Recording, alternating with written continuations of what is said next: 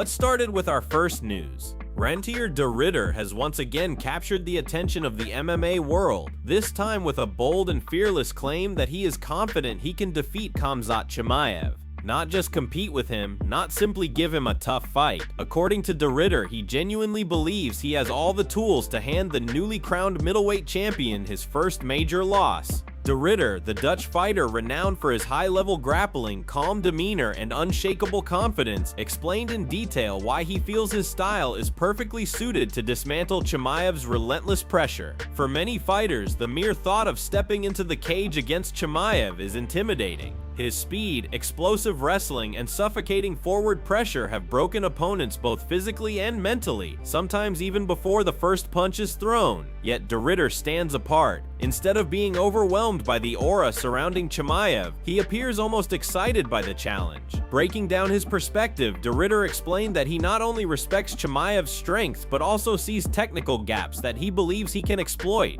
"I think I'd be able to take him down, put him on his back," de Ridder said. "I could do things that he wasn't able to do. He was just holding on, not even framing properly. If he takes me down, great. If I take him down, great. On the feet, great. There isn't an area of the fight that's going to be a bad day for me." This confidence stems from his elite jiu-jitsu background, which he believes is a decisive factor. De Ridder emphasized that jiu-jitsu is a critical tool in countering Chimaev's style, one that could turn the champion's biggest strength into a vulnerability. "I can get in the clinch, hurt him there, and if it hits the ground, I know I can capitalize on mistakes," he continued. His analysis points to what he views as technical flaws in Chimaev's grappling, subtle errors that may go unnoticed against lesser opponents but could prove costly against someone with de Ridder's submission expertise. What makes de Ridder's comments so striking is the composure with which he delivers them. While other fighters often speak about surviving Chimaev's storm, de Ridder frames the fight as an opportunity, a test of skills where he feels comfortable in every scenario. Whether the bout remains standing, moves into the clinch, or transitions to the mat, de Ridder insists there is no situation where he will be out of his depth. Beyond his bold challenge to Chimaev, de Ridder also stirred debate when asked about the greatest middleweight champion of all time. Many expected the Dutchman to name Anderson Silva, a legend whose dominance shaped the division for nearly a decade. Instead, de Ridder gave the honor to Israel Adesanya. He pointed specifically to Adesanya's dramatic knockout of Alex Pereira, describing it as a moment that looked like something out of a movie. For de Ridder, that moment cemented Adesanya's legacy as the greatest middleweight champion in history.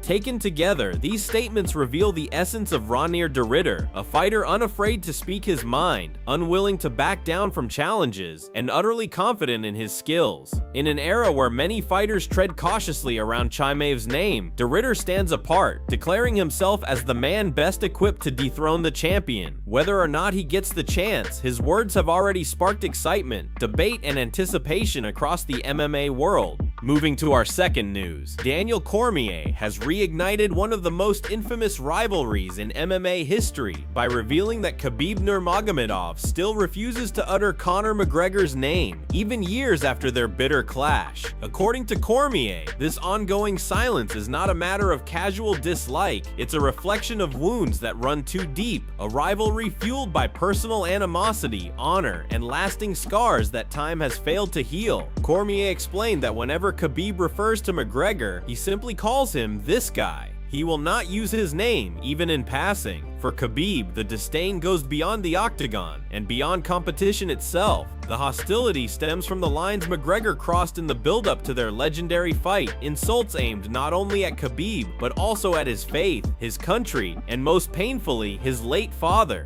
These were not the kind of words that could be erased by an apology or softened with the passage of time. For Khabib, they cut too deep, transforming the rivalry into something far more personal than a fight for dominance in the UFC. Fans will never forget the events leading up to October 2018 at UFC 22-9. The buildup was chaotic, ugly, and fueled by bad blood. McGregor employed his usual psychological warfare, launching a relentless barrage of insults and mind games, hoping to rattle Khabib. Khabib. He went further than he had with previous opponents, mocking Khabib's background and disrespecting his family and beliefs. For Khabib, it was no longer just about defending his title, it was about defending his honor. When the cage door closed, the world witnessed a different level of dominance. Khabib smothered McGregor with his relentless wrestling, controlling every exchange. McGregor had flashes of resistance, but ultimately he was overwhelmed. In the fourth round, Khabib forced McGregor to tap out, sealing his victory and cementing his superiority. Yet, it was the aftermath that made global headlines. Fueled by months of pent-up anger, Khabib leapt over the cage to confront McGregor's teammates, sparking a brawl that encapsulated the raw intensity of their rivalry. Cormier reflected on that night, reminding fans that this fight was never just about athletic competition. It was a battle of respect, revenge, and pride.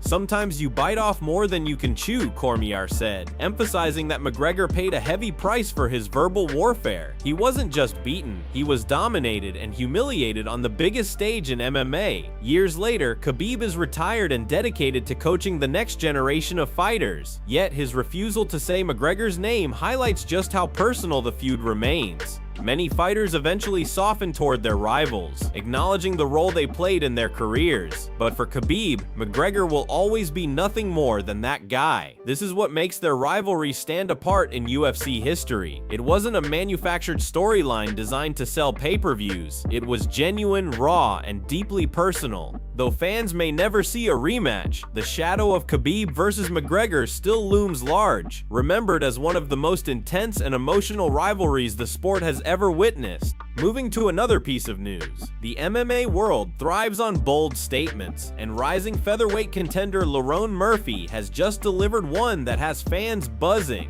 Murphy has confidently declared that he can do what so few have managed: finish former featherweight champion Alexander Volkanovski inside the octagon. Murphy's prediction isn't just a random call out for attention. Instead, it comes from years of study, experience, and a belief in his ability to read patterns in opponents' games. According to Murphy, he has spent considerable time analyzing Volkanovski's tendencies, rhythm, and the subtle openings that many fighters fail to notice. He insists that when the moment comes, he will know exactly how to exploit those weaknesses. To illustrate his confidence, Murphy reflected on one of the most iconic moments of his own career, his knockout victory over Aaron Pico with a perfectly timed spinning elbow. Many fans saw it as a spectacular flash of brilliance, but Murphy insists it was no accident. He explained that the knockout was the result of studying Pico's movement, recognizing his patterns, and waiting patiently for the right opportunity. Now, he believes a similar approach could be the key to shocking the world against Volkanovski. In his own words, Murphy stated, "I think I can finish him. I just feel like I want to kill again. Volkanovski is one of the best to ever do it, but I think I'm going to get the finish." That statement alone carries weight because Volkanovski has built his reputation on being almost impossible to put away.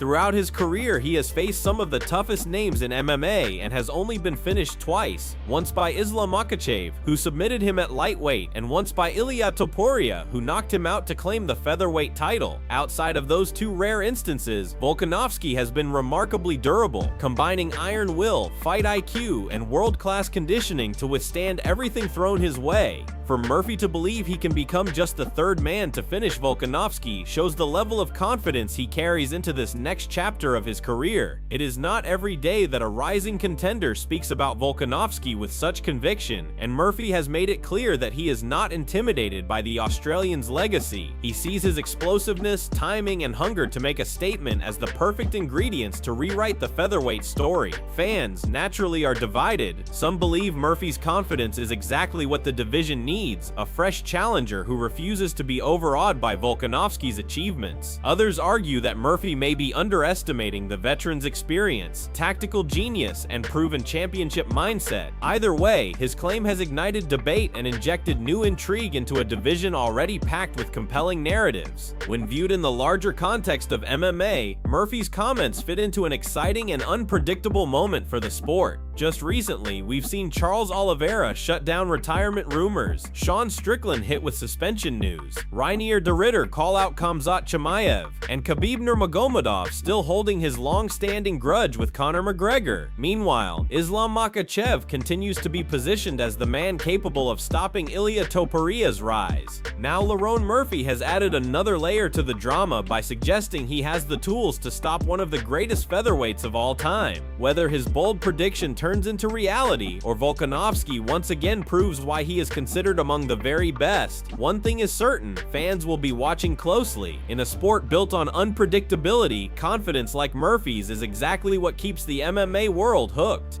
Moving to another news.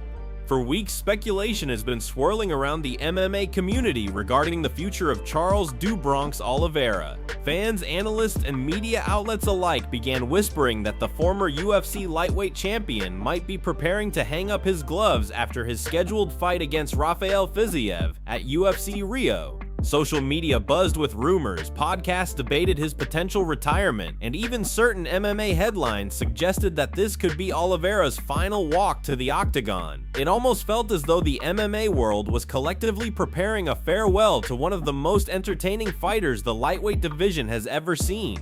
But Oliveira himself was quick to silence the noise. Speaking recently in an interview, he made it abundantly clear that retirement is not on his mind, not now and not anytime soon. No, forget it, Oliveira said firmly. People are trying to retire me before I want to. I haven't even thought about retirement. In every interview I've done today, I've been asked the same thing. But the truth is, I have no desire to retire whatsoever. I don't want to retire. I'm very happy with what I'm doing, and I'm only 35 years old. There's still a lot to come, so stop talking about retirement. I don't want to retire. These words carried weight, not just because of what was said, but because of the conviction behind them. Oliveira wasn't simply dismissing rumors, he was sending a message to the MMA world. He's not done yet. His passion and hunger for competition remain alive, and his fire to fight the very best in the sport still burns as brightly as ever. Oliveira's story has always been one of resilience. Throughout his career, he has faced setbacks and difficulties, only to bounce back stronger and climb to the pinnacle of the lightweight division. His journey to becoming UFC champion wasn't an easy one, but it was fueled by determination, skill, and an unwavering belief in himself.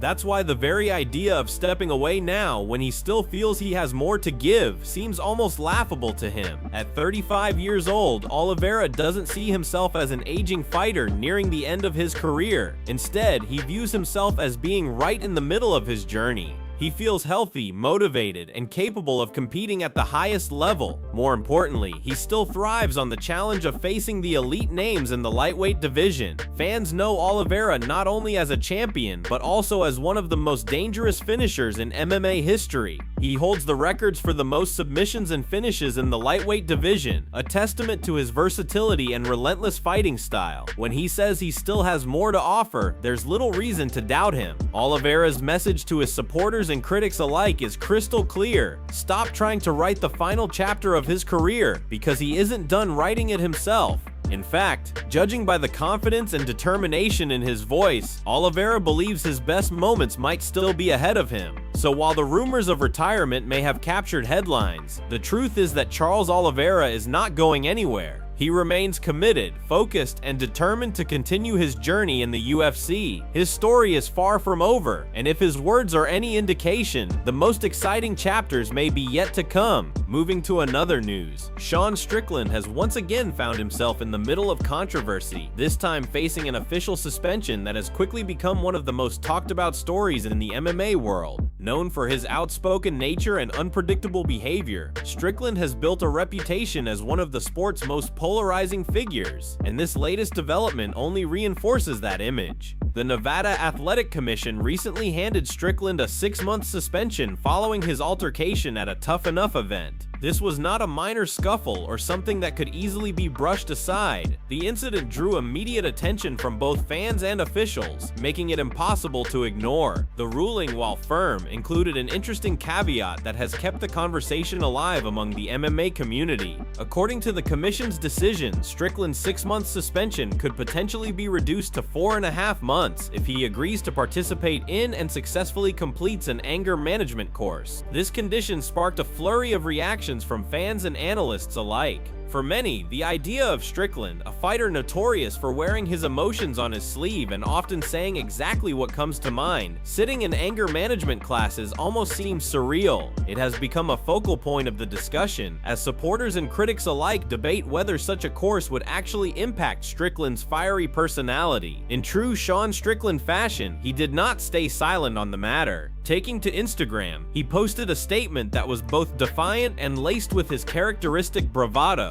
Well, ready to put this to bed and get back in the cage. Can't have a terrorist as a champion. Sadly, I think I'm the only one to change that. Appreciate the commission for getting this done. Anger management, here I come. As expected, the statement immediately went viral, sparking passionate responses across social media. Fans were split in their reactions. Some praised Strickland for facing the consequences head-on, while also applauding his determination to get back into the octagon as soon as possible. They viewed his willingness to comply with the commission's ruling, even if begrudgingly, as proof of his commitment to the sport. On the other hand, critics were quick to condemn his choice of words, arguing that once again he had crossed the line with comments that many considered inappropriate and controversial. Regardless of which side of the debate fans found themselves on, one fact remained clear: Strickland had once again managed to dominate headlines. Even while sidelined, he continues to command attention in a way few fighters can. His ability to stay in the spotlight, whether through fights or fiery statements, highlights why he is such a compelling, if divisive, figure in MMA. For those eager to see him back in action, the suspension has been a disappointment. The timeline for his return is now uncertain, hinging on his compliance with the anger management stipulation.